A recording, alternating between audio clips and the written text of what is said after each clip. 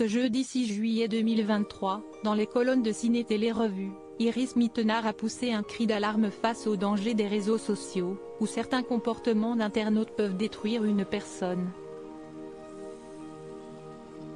Elle est de retour sur TF1, en prime time avec Ninja Warrior, dès ce vendredi 7 juillet 2023.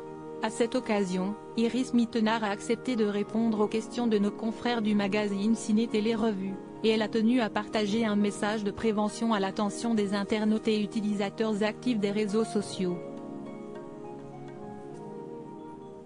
D'ailleurs, elle n'hésite jamais à recadrer les plus curieux ou agressifs d'entre eux sur ses propres comptes. Ce fut par exemple le cas lorsqu'on l'avait jugé trop maigre, qu'on avait insulté son compagnon Diego El Glaoui ou qu'on l'avait accusé de se laisser aller. Je sais à quel point un commentaire peut détruire une personne, confie celle qui avait fait polémique en se plaignant. Il faut souligner le fait que ce n'est pas normal. Dans la rue, on n'arrête pas quelqu'un pour lui dire qu'une coupe de cheveux est horrible. Pourquoi on le ferait sur les réseaux sociaux? On ne peut pas normaliser ces commentaires haineux.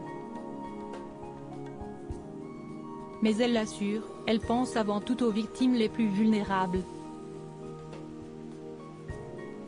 Moi je peux gérer ça, mais une ado de 13 ans à qui on dit la même chose, elle aura beaucoup plus de mal.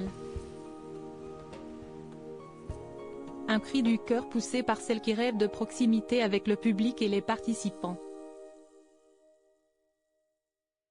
Dans Ninja Warrior, celle qui avait fait face à une récente perte de poids assume donc totalement son rôle de grande sœur et confidente pour les candidats avant et après leur prestation devant les caméras de TF1. J'adore les gens, devenir en quelque sorte un membre supplémentaire de la famille. Je prends beaucoup de plaisir à vivre toutes les émotions avec eux. Je suis hyper émotive, je vibre à leur côté, confie-t-elle.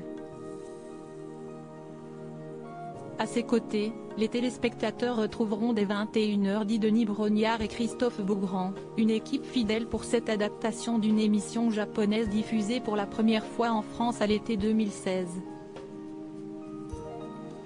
À son lancement, elle avait attiré plus de 5 millions de curieux avant que le score ne descende à 2,1 millions de téléspectateurs début 2023, son plus faible chiffre pour une finale depuis 7 ans.